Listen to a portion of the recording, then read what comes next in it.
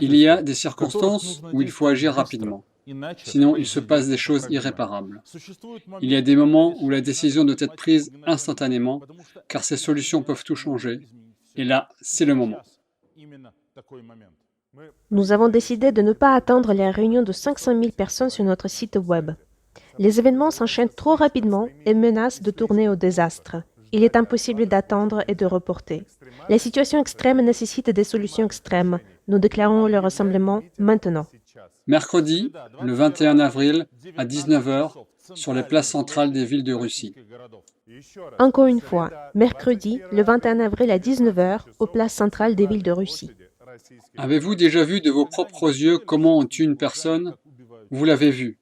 Vous le voyez maintenant même. Et peu importe à quel point on voudrait s'en détacher, ne pas y réfléchir, changer de sujet, cela n'annulera pas le fait que Alexeï Navalny est en train d'être tué d'une manière terrible devant les yeux de nous tous. Une question se pose pour chacun de nous, que nous nous voulions ou pas. Sommes-nous prêts à faire quelque chose pour sauver la vie de la personne qu'il a risquée de nombreuses années pour nous? La Fondation de la lutte contre la corruption célèbre ses 10 ans cette année. Il y a 10 ans, nous sommes réunis pour vous dire comment nos fonctionnaires, ces voleurs et menteurs de la Russie unie, vivent réellement. Nous avons changé la vie de chacun d'eux pour toujours. Nous avons bousculé leur vie confortable de corrompus. Bien sûr, ils n'ont jamais apprécié et maintenant ils sont juste enragés. Toutes ces années, nous avons vécu sous une pression maximale. Des fouilles incessantes, arrestations, affaires pénales, blocage de comptes, interrogatoires de nuit, parents en otage. Néanmoins, même sous cette pression, nous avons réussi à survivre et même à vivre. De nouvelles enquêtes sortaient, nos candidats remportaient les élections, ce qui mettait Poutine encore plus en colère. Les enjeux ont brusquement augmenté l'année dernière lorsqu'on a tenté d'empoisonner Navalny à l'aide du poison Novichok. Mais il a survécu et a enquêté sur son empoisonnement. Il a parlé à son propre agresseur, puis il est retourné en Russie pour continuer son combat politique. Poutine ne pouvait pas pardonner cela et a fait de Alexei son otage. Maintenant, Navalny est en prison et sa vie ne tient qu'à un fil. Il a de graves problèmes de santé, mais on ne lui procure pas de médecin. Il fait une grève de la faim depuis plusieurs semaines, exigeant des soins médicaux.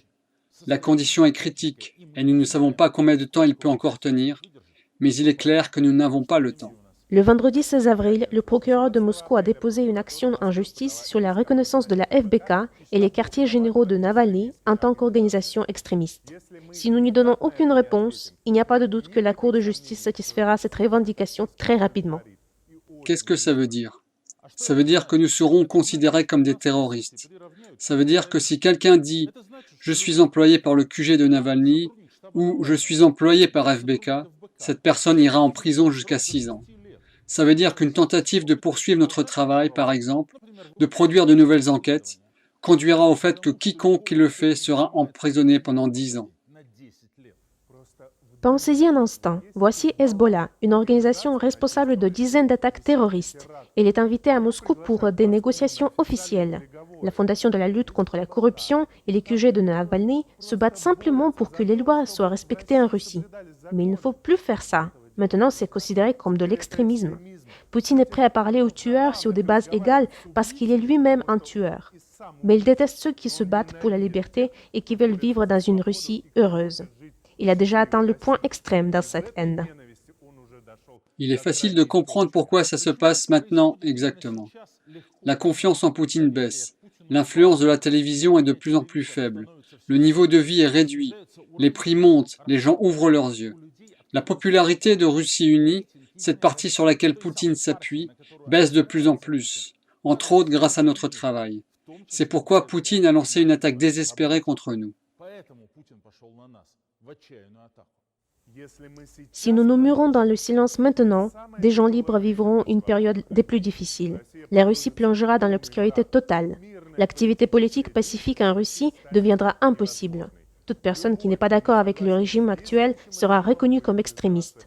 Toute personne qui n'est pas d'accord avec le fait que Poutine et sa bande de voleurs ont capturé le pouvoir sera reconnue comme l'ennemi de l'État. Parler de la corruption, c'est un crime. Lutter pour ses droits, c'est un crime. Dire la vérité, c'est un crime. Chacun qui veut vivre dans un pays libre est un criminel potentiel. Toute personne insatisfaite de quelque chose, que ce soit des guerres hybrides ou des pensions minuscules, c'est un criminel.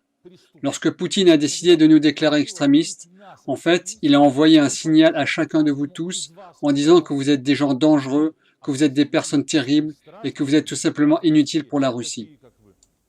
Mais nous avons besoin de la Russie. Nous voulons vivre dans un pays heureux dans lequel il n'y a pas de prisonniers politiques, dans lequel on ne sait pas de tuer ni de torturer en prison des opposants politiques. Nous n'avons nulle part où se replier. Nous n'avons nulle part où nous replier. Ce mercredi 21 avril à 19 h, nous appelons les gens à travers tout le pays à rejoindre les rassemblements pacifiques. Appelez tous les gens que vous connaissez et sortez sur les places centrales.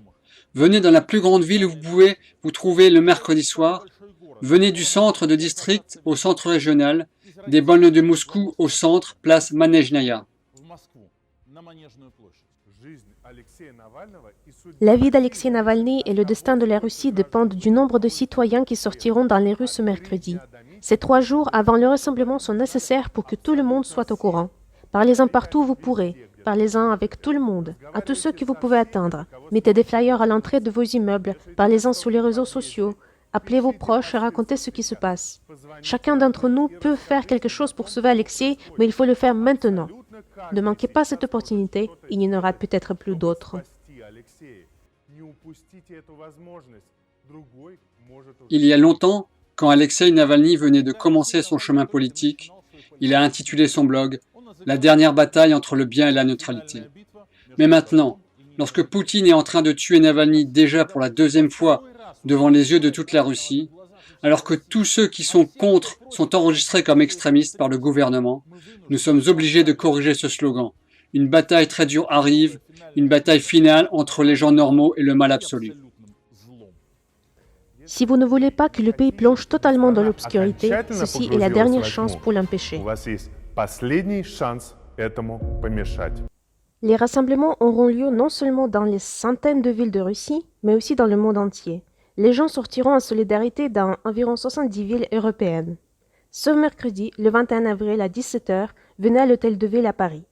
L'événement est organisé par l'association Russie Liberté et Amnesty International. Le lien pour l'événement Facebook est dans la description de cette vidéo. Rejoignez les rassemblements autour de vous s'ils ont été officiellement acceptés par l'administration locale. Ou organisez un vous-même en respectant les règles locales d'hygiène et de rassemblement. Partagez cette vidéo avec vos proches et vos amis. Abonnez-vous à notre chaîne. De nouvelles vidéos sur la situation politique en Russie vont bientôt sortir. Sauvez Navalny, la Russie sera libre, la Russie sera heureuse.